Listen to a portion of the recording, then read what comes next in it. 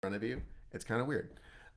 Anyway, it's Monday morning, and I was playing guitar. And as I like to do, I like to start out my week rather than just kind of diving into work. I like to just spend some time in worship with my acoustic guitar, and I found myself grabbing different ones, and I thought, you know what? Let's do a video just kind of talking about the different guitars. Everyone always talks electric guitar tone. Everyone wants to know about pedals and amps, and there's not a whole lot of discussion about what makes a good acoustic guitar and why you have different ones. And ultimately, I figure, if I do this video, I then can also always refer to my wife to this video every time she asks me why I have so many acoustic guitars. So let's do it. Okay, so real quick, I'm just going to run down kind of each one that I've got. They're all different, as I tell my wife and I tell everybody else as well. They all have different songs in them. And let's start with the Martin, my Triple O. You've seen this a million times. Um, if you're a worship artist, you remember. It's pretty much all I use.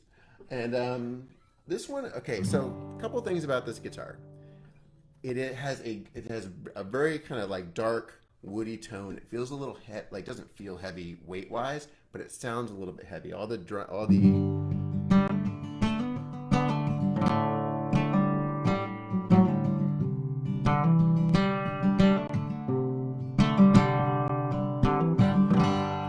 The thing that makes this particular model of guitar so great is just how even the strings ring out. So it works out great when you're doing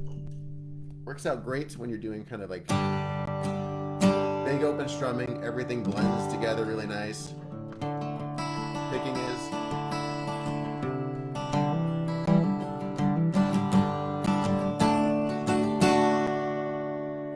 it still cuts through the mix well. It just kind of does everything well. It's a great all around go to guitar, and that's why you've seen it forever on Worship Artistry. Um, Brandon asks the question. It seems to me more people are gravitating towards smaller bodied acoustic guitars for worship. What do you think? What do you like about a dreadnought versus a double O-ish versus a Parlor? Um, I actually, so for me personally, I used to have a dreadnought. I loved it. It got stolen. Sad face. Um, but it kind of opened up the opportunity for me to get this guitar. And what I noticed with the dreadnought was it sounded great. Kind of took up a bunch of space in the mix. And that's for one thing, when you're playing in a worship band, like a full band, it's nice you usually cut out a lot of the lows of your guitar, and that's really where a dreadnought excels. It has that nice big sound, but if you've got bass and you've got keys and you've got everything kind of booming, that low end just muddies everything. So your sound man should cut a lot of your low end anyway. So you're kind of losing some of that. That's not why I don't play a dreadnought. I mean, if I just had endless amounts of money, I would have one. They're great to have.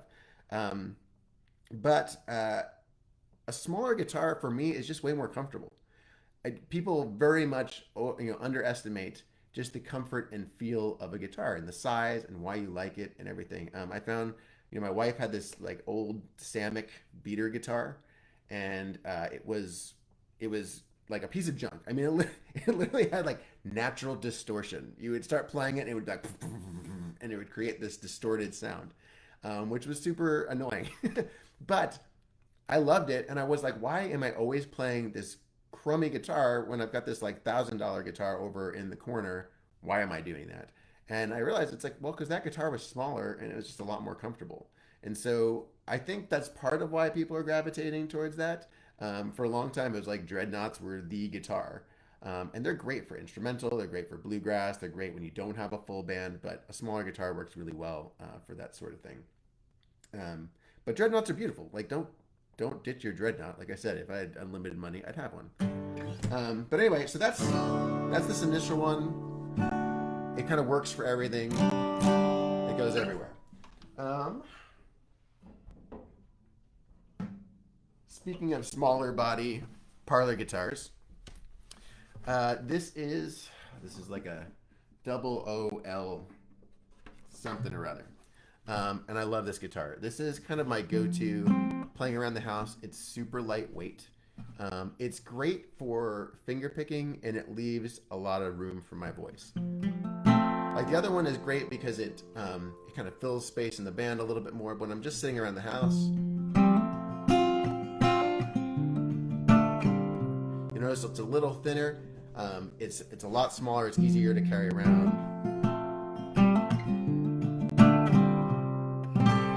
Hopefully you can hear that. I mean, hopefully this mic picks up the difference.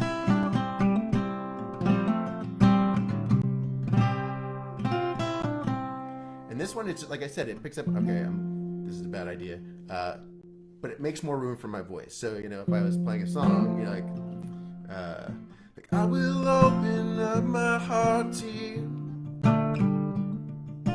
show you everything that I have ruined. You promised to redeem every broken thing, and I confess I'm full of weakness. It just kind of gives me space for my vocal to ring out, and it doesn't clash as much. I have a little bit of a lower range, so a lot of times I'll capo songs up to make room for my vocal. And it's also nice to have a guitar that does the same. And I really like the way this one, this kind of individual notes kind of ring out a little bit more. And if I get really kind of, if I really attack kind of lower, right down here, I can really get a nice little lead like.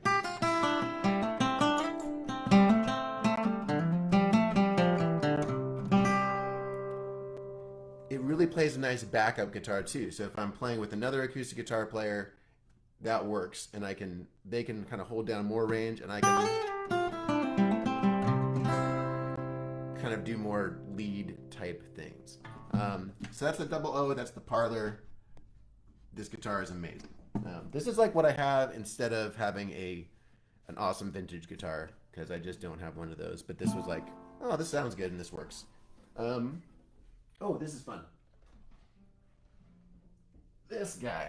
Okay, so this is another Parlor guitar. This is a Breedlove.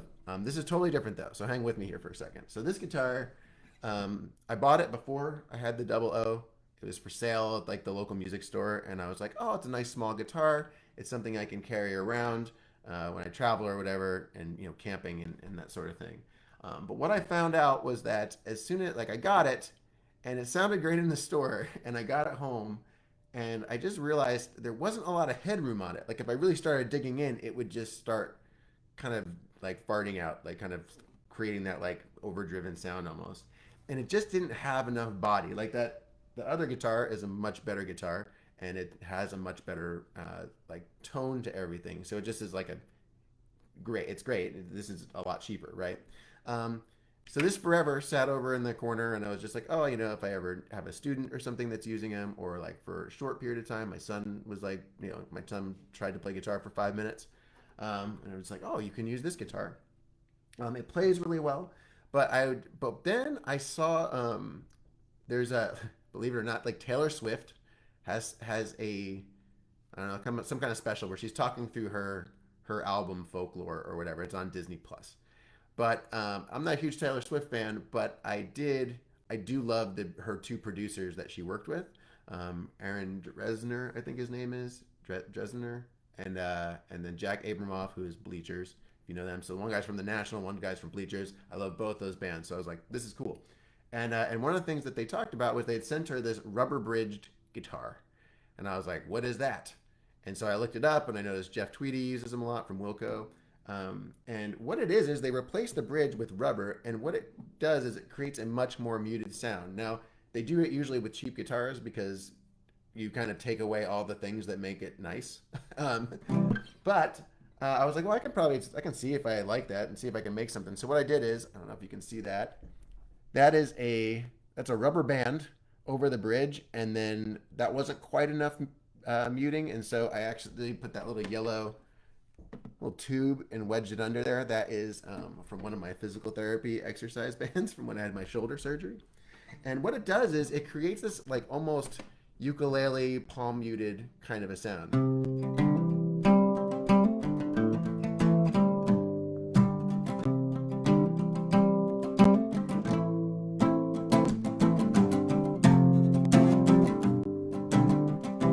I like it for kind of like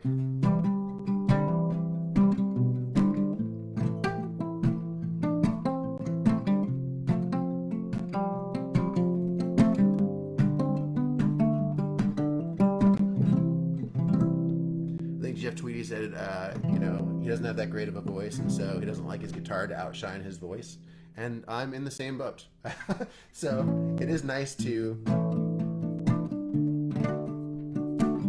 Once again, it makes a lot more room for your vocal. You know, like transform my heart and renew my mind to be like yours, to be like yours. For your ways are wiser, heart is kinder, your thoughts higher than mine. It just kind of gives you that kind of almost like a jaunty, more rhythmic feel. And took a guitar that I wasn't ever using and made it something that I now use all the time. So there's that one. And then finally, I'll bump together on that stand. I need more space. But then I'll just buy more guitars. That's going to be the thing. Kind of like now the kind of almost mix between a lot of people feel like that kind of rubberized guitar sounds a little bit like a classical, but it definitely does not if you put the two together. This guitar I picked up at a pawn shop for like $100, and honestly, the let's see, is it over here? Yes, I have to say, the strap it came with alone, well worth it. So this is a guitar. It's from the '70s, and it's got a nice like flame maple back inside. It's an Estrella, which is kind of weird because it's a Spanish sounding name made in Japan. I can find nothing about this guitar. I know nothing about it, but I know it sounds and plays great. And it's great for when you want to do more like finger picking type patterns.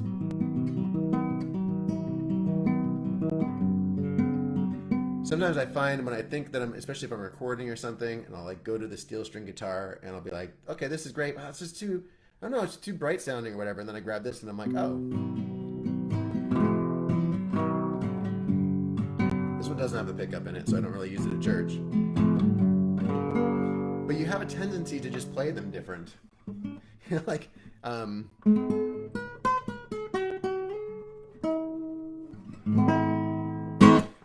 nice and rhythmic. Once again, kind of great for the finger picking stuff. Makes room. I find it actually, if I'm playing something in a lower key, especially, like I don't like to go too high up on it, but if I'm playing something in a lower key, I don't have to push my voice out over the top of it to get like more out of it. Instead, I can play nice and quiet. You know, like just kind of give it like a let's see.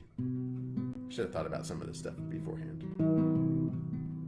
Like you are a mountain. You are a mountain where every path explored opens up 1,000 more.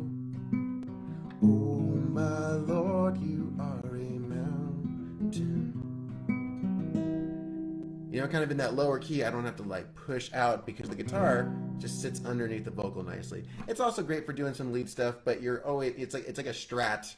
It's like the strat of acoustic guitars because you're going to want to noodle all over the place or play rhythm. Like it's kind of one or the other.